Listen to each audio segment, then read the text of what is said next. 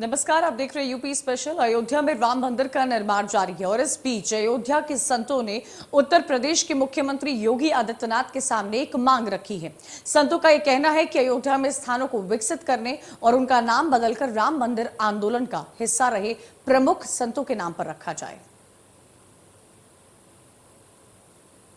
अयोध्या में राम मंदिर का निर्माण जारी है।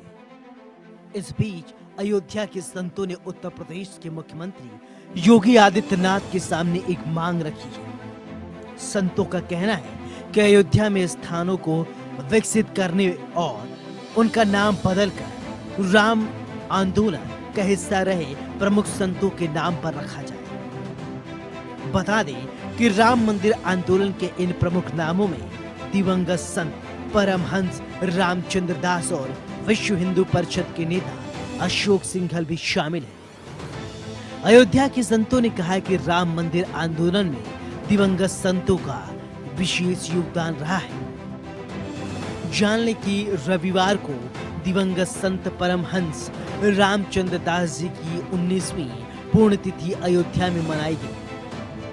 ये बताया जा सका कि यूपी सरकार ने भारत रत्न से सम्मानित दिवंगत गायिका लता मंगेशकर के नाम पर अयोध्या में प्रमुख नया घाट क्रॉसिंग का नाम बदल दिया है। विशेष रूप से अयोध्या नगर निगम ने पहले ही यूपी सरकार को राम मंदिर आंदोलन के नायकों के नाम पर यहां के वार्डों का नाम बदलने का प्रस्ताव भेजा है। बता दें कि उत्तर प्रदेश सरकार को भेजी गई इस लिस्ट में दिवंगत बीजेपी नेता कल्याण सिंह और विश्व हिंदू परिषद के दिवंगत नेता अशोक सिंघल और दूसरे के नाम शामिल हैं।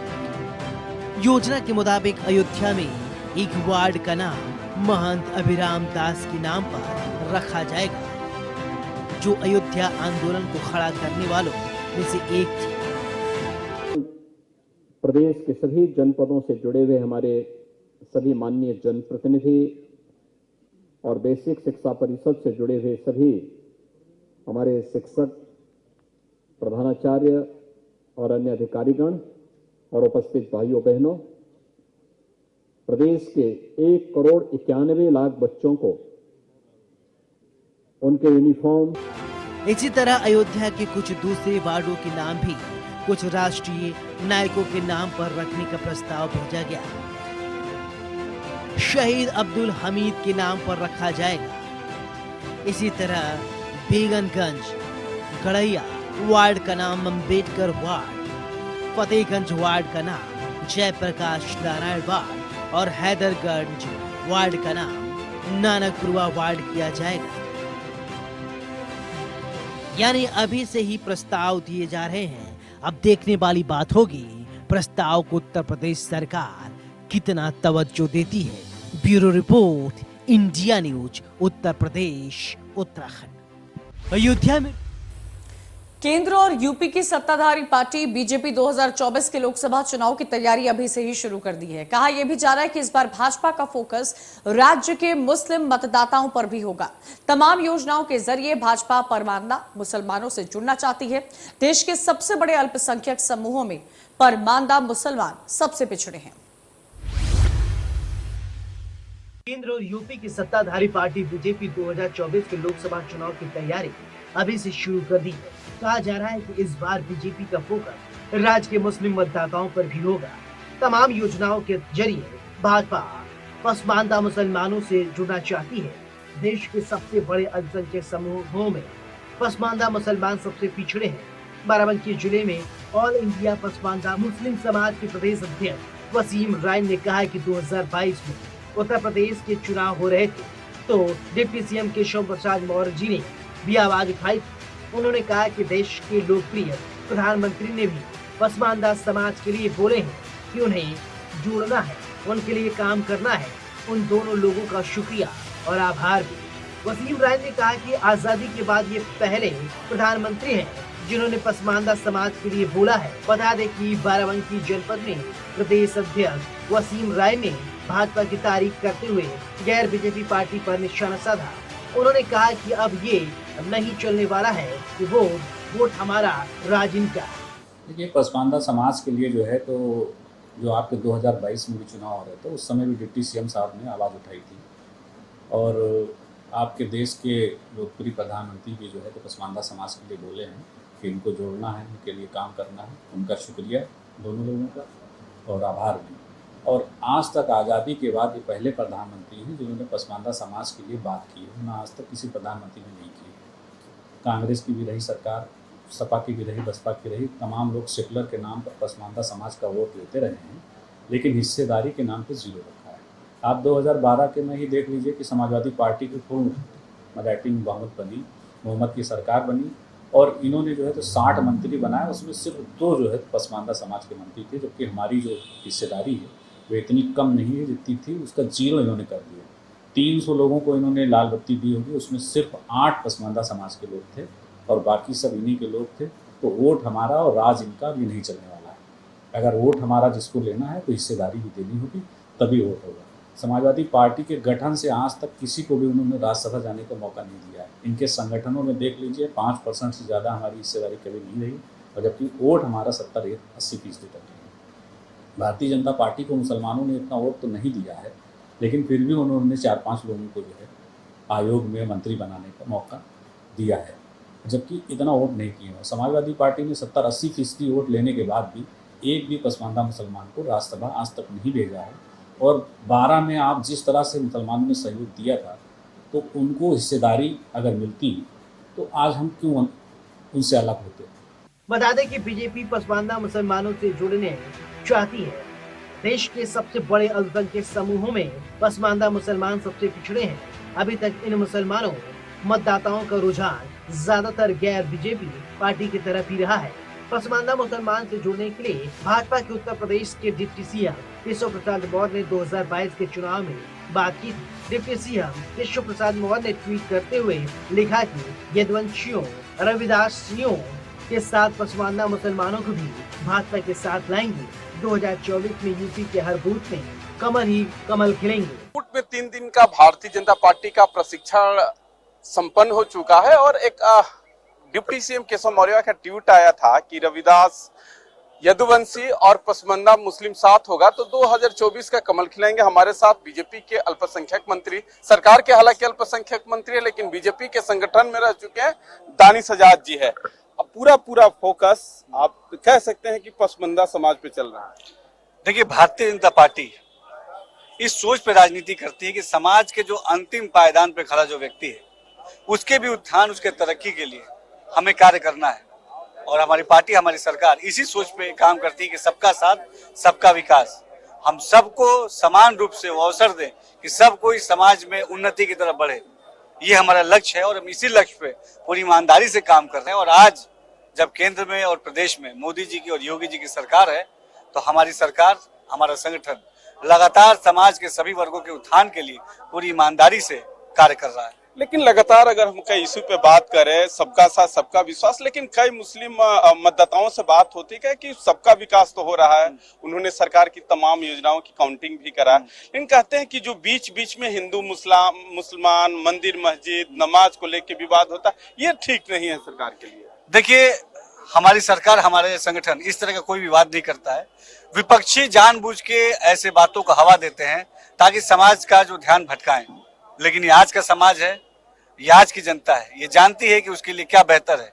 वो विकास की बात सुनना और करना पसंद करती है और वो जानती है कि भारतीय जनता पार्टी, मोदी जी और योगी जी एकमात्र ऐसे नेता, एकमात्र ऐसी पार्टी है जो विकास की बात कहते भी हैं और धरातल पे विकास का काम करते भी हैं। सबका साथ और सबका विकास के नारे को हम सबके विश्वास और सबके प्रयास से आगे ले जा रहे हैं।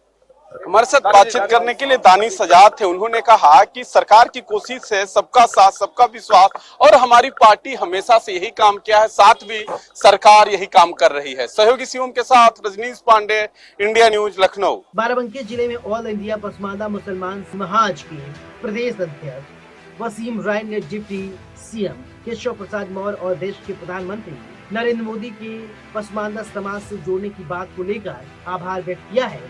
उन्होंने कहा कि आजादी के बाद ये पहले प्रधानमंत्री हैं जिन्होंने पसमानदा के बारे में कुछ नहीं बोला था। सम्मानित यात्रीगण जो यहाँ पे आज दार्शनिक सभाएं दर्शन के लिए महा भोलेनाथ के यहाँ माननीय मोदी जी के सांसदीय क्षेत्र में आपका तहे दिल से स्वागत है। आप सब यहाँ आए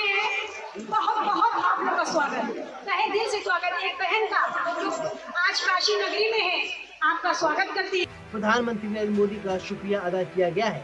आपको बता दें कि बाराबंकी में प्रदेश अध्यक्ष वसीम राय ने बीजेपी की तारीफ करते हुए तमाम तरह की बातें कही हैं। खैर, अब ये देखने वाली बात होगी बीजेपी पसमानदा मुसलमानों पर कितना मेहरबान है। Bureau report, India news, Uttar Pradesh, Uttarakhand. Ganga Yamuna के दुआबा में स्थित फतेहपुर जिले में दोनों नदियों का जलस्तर बढ़ने से तराई इलाके के लोगों की मुश्किलें बढ़ गई है। बीते 24 घंटे में लगातार गंगा नदी का जलस्तर बढ़ रहा है। इसको लेकर जिला प्रशासन ने सभी बाढ़ चौकियों को अलर्ट कर दिया है। एसडीएम, तहसीलदार तराई क्षेत्र के गांव का भ्रमण कर स्थिति पर पैनी नजर बनाए हुए हैं। हालांकि दोनों ही नदियों का जलस्तर अभी चेतावनी बिंदु से काफी नीचे है। एसडीएम विनय कुमार पाठक ने बताया कि गंगा नदी के पानी में इजाफा हुआ है। इससे जिले के 9 गांव के बाढ़ का खतरा लगातार मंडराता जा रहा है। इसको देखते हुए तराई के गांव में बाढ़ चौकियां अलर्ट कर दी गई है। यमुना नदी का जलस्तर सामान्य है।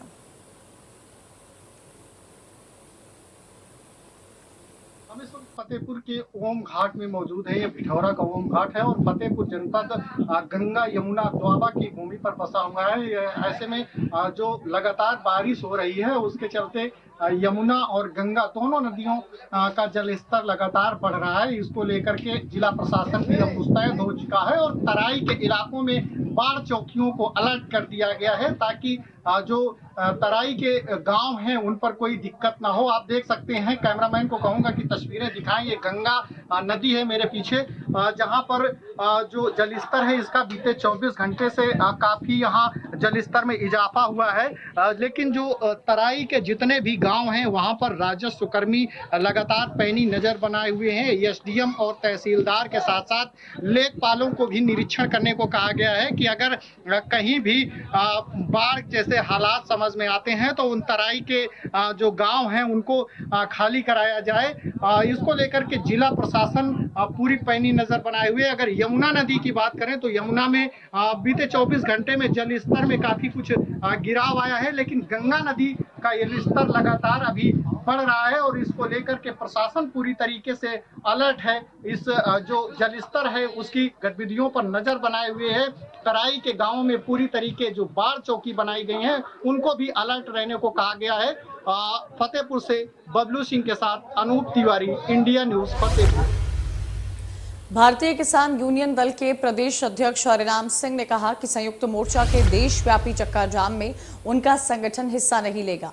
हालांकि आज उन्होंने सरकार द्वारा एमएसपी को जल्द लागू करवाने के लिए लखनऊ के मोहनलालगंज में किसानों के साथ बैठक की है। इस बैठक में मंडल अध्यक्ष अनार सिंह अन्नू, जिला अध्यक्ष राजेश रावत सहित तमाम किसान यूनियन के पदाधिकारी मौजूद रहे। मीडिया से बात करते हुए प्रदेश अध्यक्ष हरिनाम सिंह ने कहा कि जिस तरह से संयुक्त मोर्चा ने देशव्यापी हड़ताल का यह ऐलान किया है, ऐसे में उनका संगठन इसमें कोई भी सहयोग नहीं करेगा।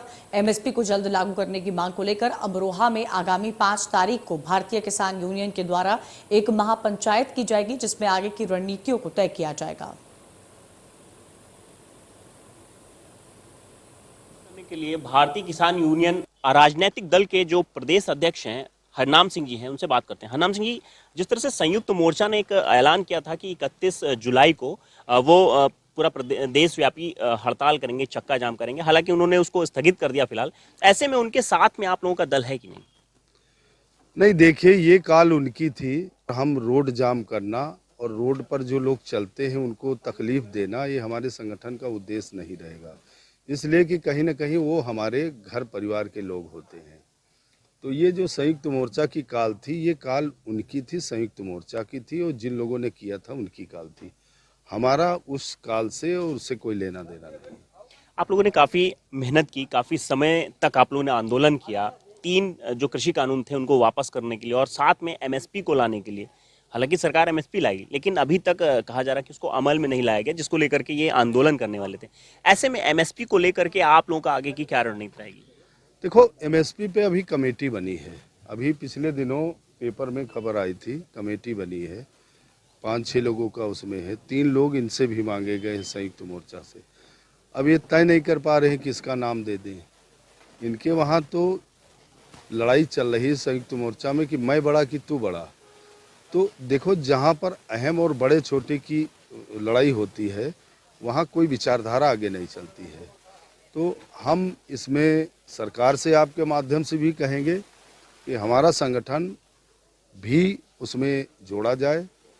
और हालांकि इस पे बात हुई थी, अभी हम लोग उस जो एमएसपी तय करने वाला मुद्दा है उस पे हम लोग अपनी रणनीति भी 5 तारीख को अमरोहा में एक बैठक कर रहे हैं।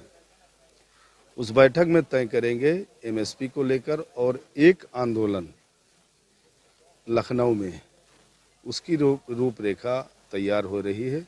वो 6 अक्टूबर को महात्मा महेंद्र सिंह टिकैत की पुण्यतिथि हरिद्वार टिकैत घाट पे हम लोग। ये थे हमारे साथ में भारतीय किसान यूनियन राजनीतिक दल के जो प्रदेश अध्यक्ष हैं हरनाम सिंह, जिन्होंने साफ कर दिया कि जिस तरह से संयुक्त मोर्चा ने देशव्यापी हड़ताल की घोषणा की है, ऐसे में उनका कोई भी उनसे लेना देना नहीं है।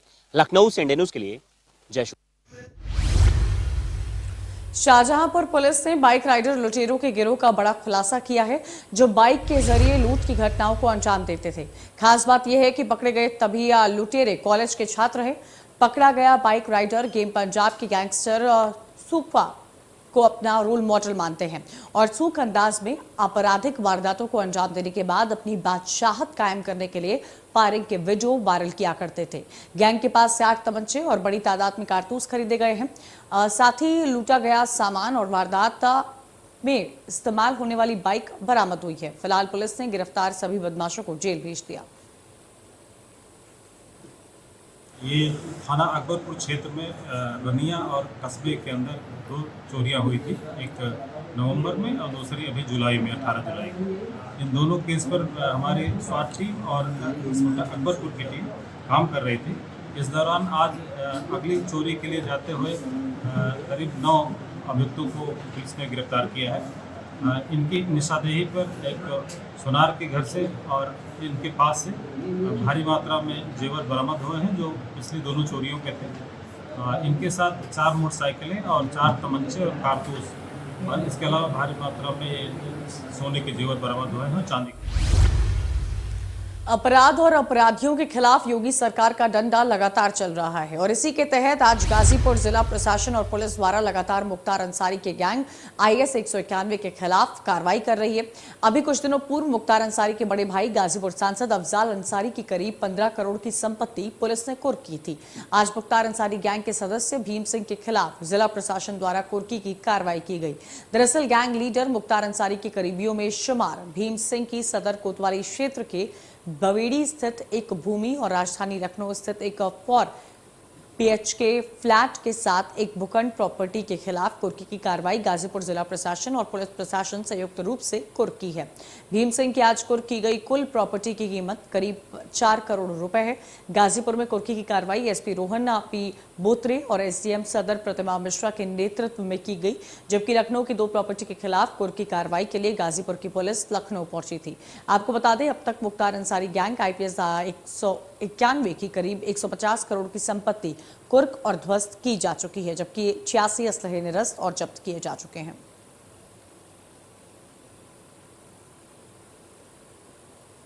इस जनपद में माफिया राज और गुंडा राज खत्म करने हेतु लगातार अपराधियों के खिलाफ गैंगस्टर के मुकदमे पंजीकृत किए जा रहे हैं। जो पूर्व में पंजीकृत एक गैंगस्टर का मुकदमा था, उसमें भीम सिंह जो मुख्तार अंसारी गैंग का एक इम्पॉर्टेंट सदस्य है, उसके खिलाफ 14 एक गैंगस्टर एक्ट में आज कार्रवाई की जा रही है। 4 करोड़ रुपए की उसकी संपत्ति जो है वो कुर्क की जा रही है। यहाँ पे अभी हम लोग गाजीपुर में स्थित एक जमीन पे हम लोग 14 एक की कार्रवाई के लिए आज आए हैं। 2 हमारी टीमें जो है वो लखनऊ में लगी हुई हैं। इसी के साथ इस बुलेटिन में इतना ही। तमाम खबरों के लिए आप देखते रहिए इंडिया न्यूज UP उत्तराखंड।